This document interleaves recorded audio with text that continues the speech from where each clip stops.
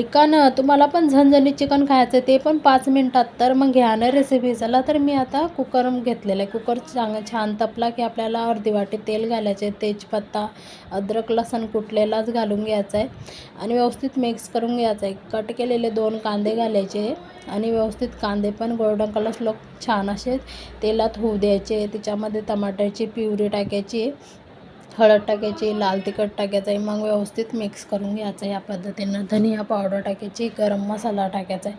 व्यवस्थित मिक्स करून घ्यायचं आहे. धुतलेलं 3-4 पाण्यानं चिकन ते टाकून घ्यायचं आहे आपल्याला. व्यवस्थित चिकन टाकल्यावर व्यवस्थित आपल्याला मिक्स करून घ्यायचं आहे छान असं. आता चवीनुसार मीठ घातलेलं आहे मी.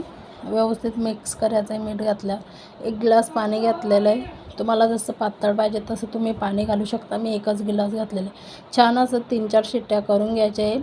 बघू शकता छान असं चिकन आपलं तयार झालेलं आहे झणझणीत. 5 मिनिटात होणारं चिकन आहे. तुम्हाला रेसिपी थोडी पण आवडली असेल तर प्लीज सबस्क्राईब करा आणि पुन्हा भेटूया.